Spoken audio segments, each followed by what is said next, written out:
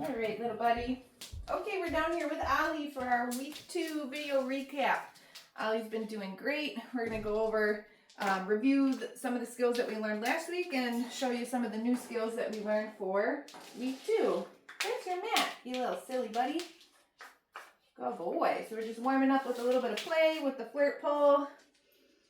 Ollie loves the flirt pole.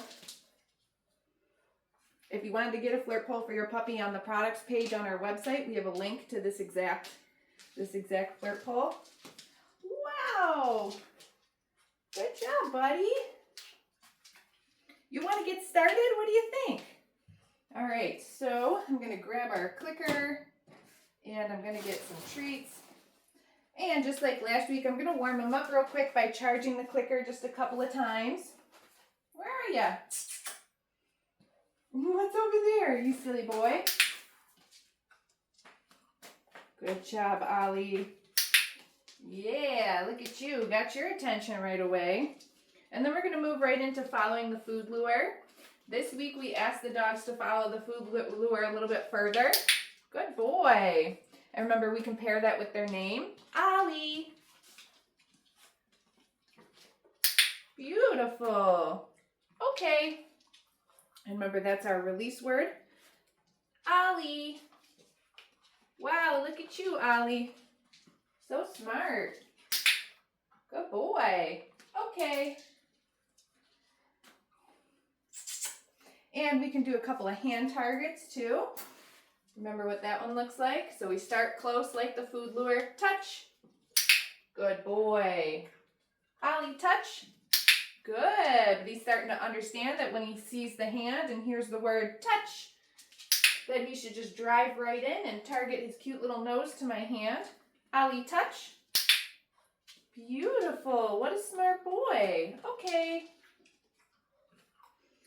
And let's just work on a couple of sits. We did that last week as well. Are you offering me a sit? You're a good boy. Sit. Good job, buddy. Gonna feed him a couple in a row for holding the sit. Okay. And then release him out of position. Let's do that again. Ollie. Sit.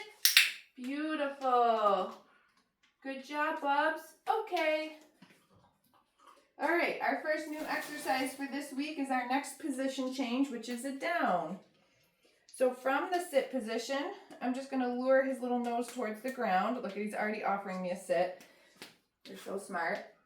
And as soon as his chest and elbows hit the ground, I'm going to mark, okay, feed him a couple cookies in a row, just like for the sit, and then release him out of the position with the okay treat. So let's see if we can do it from this angle. Sit, down. Good boy. See how I feed him a few in a row? Okay. And that just teaches the puppy to go down and stay down. Let's do one more of those. Why are you the smartest boy ever? Come here. Make sure the camera can see you. Sit, down. Good job, Ollie. Good boy. Okay. Okay, so we reviewed just a couple of the things that we did last week. He's getting really, really good at them. And we've also added in the down. Let's take a little play break for a second.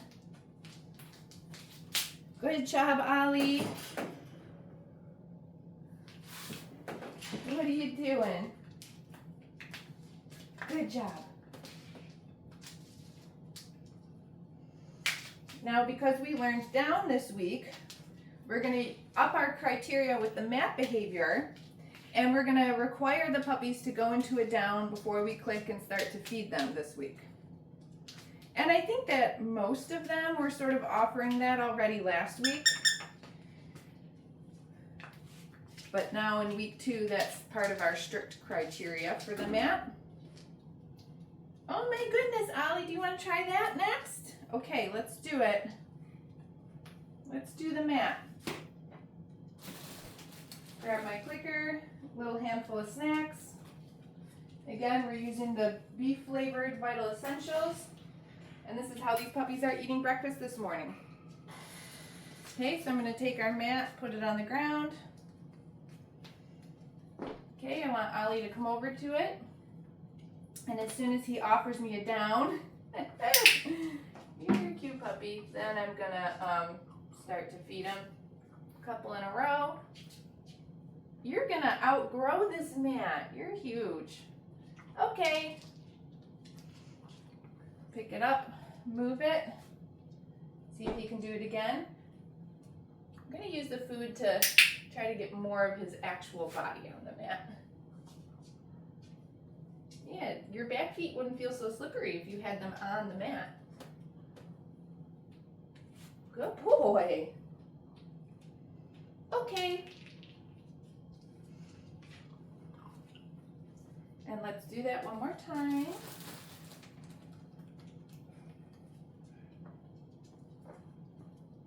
You ready? Where am I going to put it? How about here? Super close.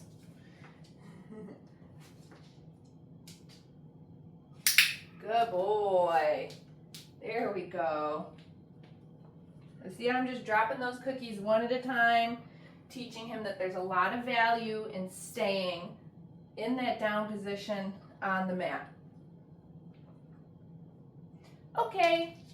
And then teaching him that he's not to get off until we say, okay. What a good job, bud. You're the smartest. All right, let's do another little name exercise, a little recall exercise. We call this the flying cookie game. Gotta use the potty, or you're just sniffing? I think he's gonna go. Yep, he's going potty.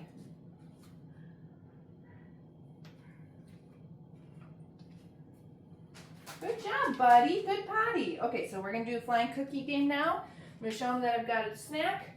Go get it. Ollie. Good boy. So now what I'm doing is I am clicking him for responding to his name and feeding him when he comes back to me. Go get it. And I'm just tossing one of the cookies for him to chase after. You lost that one. Here, get it. Ollie. Good boy. Go get it. Ollie. Wow. Go get it. Ollie. This is a fun game. Go get it. To play outside in the yard. Ollie. Good job. Look at you. Yeah. Good boy. One more time. Ready? Go get it. Ollie. Good job. So it teaches the dog, again, their name, but now we're also starting to layer in a little bit of a recall, a little bit of a come when called. So you chase the cookie, I call your name, and you come back to me. So that's the point of that game.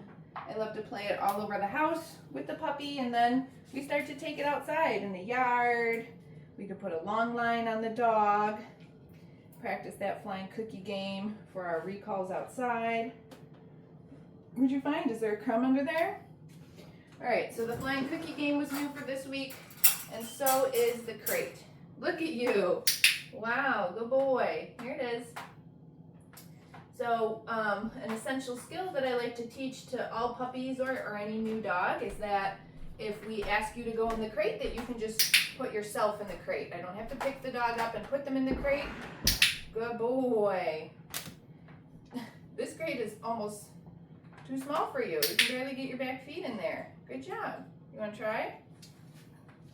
Here. Okay. So I'll just, take some snacks, go over to where the dog's kennel is, and I will just practice asking them to get in the kennel and clicking and feeding them a couple of times and then using our release word, okay, to mean that you can come out of the crate again. Look at you, you shoved yourself right in there. You're getting big for that crate. Let's do that again. Kennel. Right, and then you can start to call it something. I might just say kennel for my dogs, but you can say go to your house or go to your bed or crate or whatever it is you want to call it. Come on, can you get your back feet in again? I know, you're a big boy.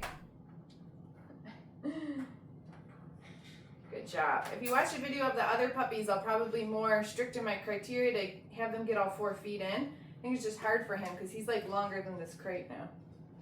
Yeah, that's silly. Ready? Okay. He sure wants to do it though. Kennel. Yeah, good man. Get those back feet in there. He's like, I'm in as far as I can go. You did it before.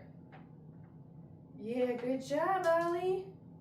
Good job. All right. Okay. All right, we'll give that a break for now. Next week, I like to start to shut the door, so we might have to get a little bit bigger crate down here. Good job, buddy. All right, so let's get him dressed in his harness now and do a little bit with that. Okay, come here, big man. Let's go up.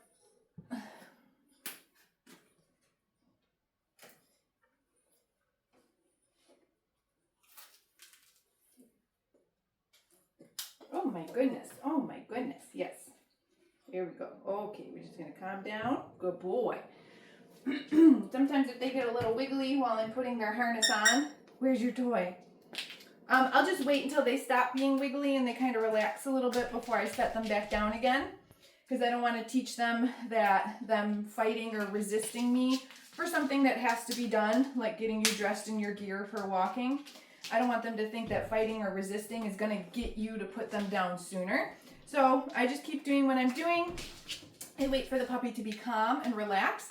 And then that calm and relaxed emotional state is reinforced by me setting the puppy down on the ground. Okay, hope that makes sense. Good job. So he's got his harness on. We're just playing a little bit. And you can see that I think last week he did pretty good with his harness too, but I think most of the puppies are a lot more comfortable wearing their harnesses now. What do you got? You're a silly guy. Yeah, you smart boy. Look at you with that toy. Ollie loves the flirt pole. His family should get one for him.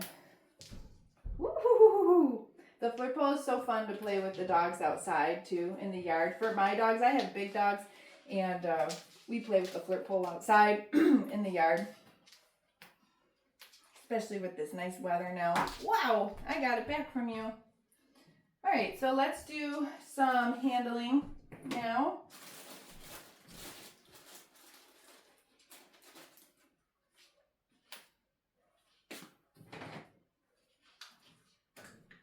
What's in that corner? Ollie, good boy. Ready? Go get it. Good job, Bubs. Okay, so we're gonna start just a little simple handling like we did last week. Yes. Okay, so just kind of put my hand under him. Yes. Stabilizing him, holding him still. Go get it. And then also kind of just handling different body parts. We'll go through those real quick. Ears. Yes. Good boy. Tail. You got a long tail. We'll do his feet. Yes. Yes. What a smart man. Yes. Okay.